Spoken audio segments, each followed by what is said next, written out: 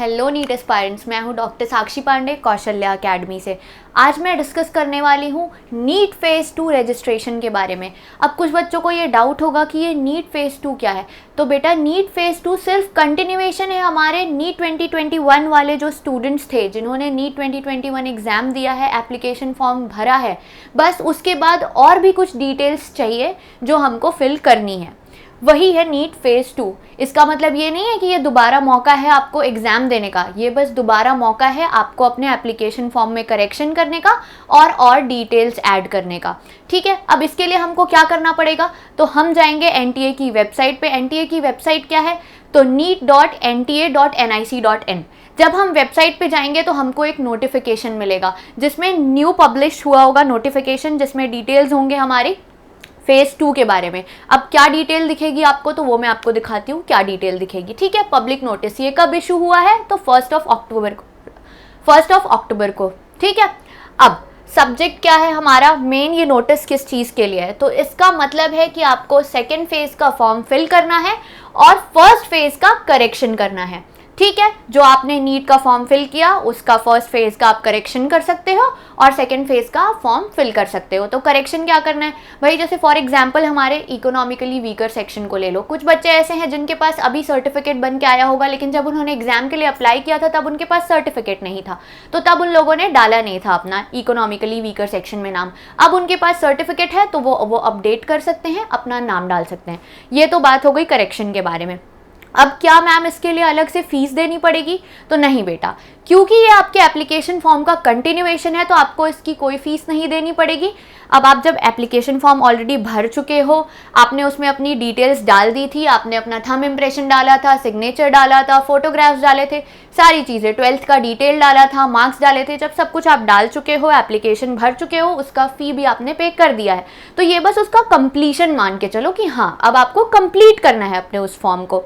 और एक और बात, अब यहाँ पे हम लोग पहले डेट देख लेते हैं, उसके बाद आगे की बातें डिस्कस करते हैं।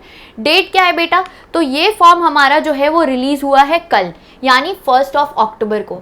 1 अक्टूबर से अब कब तक भर सकते हैं, तो हम 10 अक्टूबर तक फॉर्म फिल कर सकते हैं। ठीक है, 11:50 PM तक, मतलब 10 अक्टूबर के रात के 11:50 तक। ठीक है, अब हम लोगों को ये पता था कि हमने फेज़ 1 में है क्या क्या डाल दिया था, तो gender, nationality, email address, category, सब कैटेगरी, एजुकेशनल डिटेल्स किसके, 11th-12th के डाल दिए थे।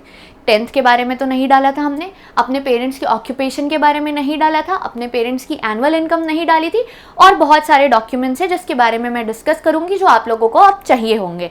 ठीक है, अब एक और चीज़, अगर आप ये फॉर्म फिल नहीं करते हो तो आपका रिजल्ट पब्लिश नहीं होगा, इसलिए ये फॉर्म भरना बहुत इंपॉर्टेंट है बेटा। ये लिखा हुआ है कि अगर आप इन्फॉर्मेशन ऑफ सेकेंड फेज मतलब आपने फिल नहीं किया तो उसमें हिज और हर कैंडिडेचर विल बी कैंसल्ड, मतलब आपका जो कैंडिडेचर था यानी आपने जो अप्लाई किया था आपका वो एप्लीकेशन ही रद्द हो जाएगा। ठीक है, तो इसलिए ये इंपॉर्टेंट है। हमने वेबसाइट देख लिया कि किस वेबसाइट से हमको फॉर्म फिल करना है, फ्री ऑफ कॉस्ट है, हमको फ्री ऑफ कॉस्ट एडिशन करना है। अब बेटा ये तो चीज़ें हो गई कि हमको फॉर्म फिल करना है, 1 अक्टूबर से स्टार्ट हो गया है। अब डॉक्यूमेंट्स क्या क्या रिक्वायर्ड होंगे फॉर्म फिल करने के लिए, तो मैं वो आपको अब बताऊंगी कि क्या क्या डॉक्यूमेंट्स आपको रखने होंगे अपने फॉर्म फिल करने के लिए। ठीक है, चलिए आगे देखते हैं। अब बेटा आप बोलोगे कि मैम आपके पास कहाँ से आई डॉक्यूमेंट्स की लिस्ट, तो बेटा जो इन्फॉर्मेशन बुलेटिन आया था हमारा नीट से पहले उसमें डॉक्यूमेंट की एक लिस्ट आई थी, पेज नंबर 35 में आप देखोगे तो आपको मिल जाएगा। ठीक है, उसमें लिखा हुआ है list columns available in second set और सेकेंड फेज। ठीक है, अब इन सारे डिटेल्स को हमको फिल करना है, तो क्या क्या डिटेल्स हैं, तो मैं वही बताने के लिए खड़ी हूँ बेटा क्या क्या डिटेल्स हैं। सबसे पहले पर्सनल डिटेल्स में क्या डालना होगा आपको, अगर आप गर्ल कैंडिडेट हो और सिंगल चाइल्ड हो तो आपको वो मेंशन करना होगा। उसके बाद अपना प्लेस ऑफ रेसिडेंस मेंशन करना होगा। अगर आप माइनॉरिटी से हो, चाहे आप कास्ट से माइनॉरिटी हो या रिलीजन से, आपको वो मेंशन करना पड़ेगा। आपका मोड ऑफ प्रिपरेशन क्या था आपको वो मेंशन करना पड़ेगा। अब ये तो हो गया आपका पर्सनल डिटेल। ठीक है, अब उसके बाद आते हैं हम एजुकेशनल डिटेल में। तो एजुकेशनल डिटेल में आपको क्या क्या मेंशन करना पड़ेगा, पास स्टेटस, ऑफ कोर्स पास हुए हो तभी तो एग्जाम दे रहे हो। उसके बाद ईयर ऑफ पासिंग या अपीयरिंग, किस साल आपने एग्जाम दिया था या अपीयर हुए थे। उसके बाद क्वालिफाइंग एग्जाम कब क्वालिफाई किया, क्वालिफाई कैसे किया, वो सब भी डिटेल है। अब प्लेस ऑफ स्कूलिंग का क्या है भाई, कौन से प्लेस में आपकी स्कूलिंग हुई है वो मेंशन करना है। टाइप ऑफ स्कूल और कॉलेज, कैसा टाइप का स्कूल और कॉलेज था। क्वालिफाई एग्जामिनेशन स्टेट, मतलब किस स्टेट से आपने एग्जाम क्वालिफाई किया था। क्वालिफाइंग एग्जामिनेशन डिस्ट्रिक्ट, मतलब किस डिस्ट्रिक्ट से क्वालिफाई किया था। उसके बाद स्कूल बोर्ड, मतलब आपका स्टेट बोर्ड था, आपका सीबीएसई बोर्ड था, आपका आईसीएसई बोर्ड था, वो मेंशन करना है। रिजल्ट का मोड क्या था, ऑनलाइन था, ऑफलाइन था। मैक्सिमम ग्रेड पॉइंट, मतलब कितने पॉइंट्स में से, कितने ग्रेड में से आपको ग्रेड मिला है। आपका सीजीपीए अगर है तो कुछ बच्चों का परसेंटेज होगा, कुछ बच्चों का सीजीपीए होगा। जिनका सीजीपीए है उनको सीजीपीए मेंशन करना है और जिनका परसेंटेज है उनको परसेंटेज मेंशन करना है। कंफ्यूज नहीं होना है, ये मत कर देना कि सीजीपीए को परसेंट में कन्वर्ट करके लिख देंगे, ऐसा बिल्कुल नहीं करना है, ठीक है। अब टोटल मार्क्स कितना था, मान लो 500 का पेपर था आपका, तो टोटल मार्क्स 500 हो गए। मार्क्स ऑब्टेन्ड, उसमें से आपने 460 ऑब्टेन किया तो 460 मार्क्स ऑब्टेन्ड हो गए। उसके बाद परसेंट लिखना है। अब of course marks obtained upon total marks into 100, percentage ही तो होता है ना, बस परसेंटेज लिखना है। उसके बाद आपका एग्जाम का रोल नंबर, स्कूल या कॉलेज का एड्रेस और नाम, और उसके बाद पिन कोड, आपका किस एरिया में फॉल करता है स्कूल और कॉलेज, उसका पिन कोड। तो ये डिटेल तो आपने क्लास 10th के लिए डाली। अब एकदम एग्जैक्ट सेम डिटेल आपको डालनी है क्लास 11th के लिए, ठीक है। समझ गए बच्चों, क्लास 10th के लिए जो डिटेल आपने डाली वही डिटेल आपको क्लास 11th के लिए भी डालनी होगी।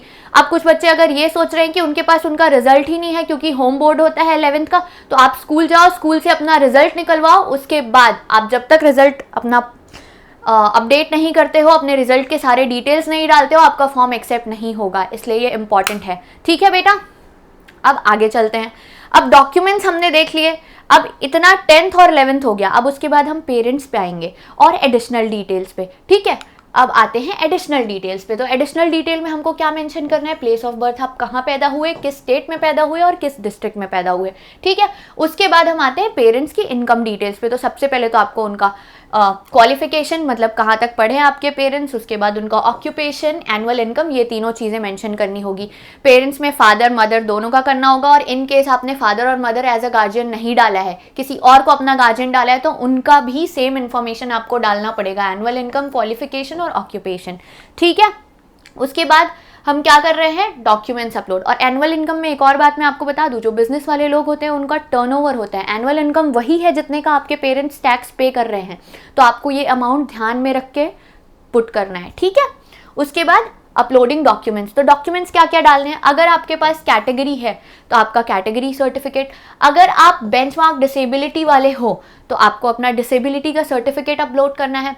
10th का सर्टिफिकेट, तो बेटा सारे लोगों के पास 10th का सर्टिफिकेट नहीं है। जैसे फॉर एग्जांपल मेरे पास खुद 10th का सर्टिफिकेट नहीं है, तो जिन बच्चों को 10th का सर्टिफिकेट मिला है उनको वो सर्टिफिकेट अपलोड करना है, और जिनको नहीं मिला है तो उनको 10th का रिजल्ट ही, रिपोर्ट कार्ड ही उनके लिए सर्टिफिकेट है, ठीक है, तो वो अपलोड करना है।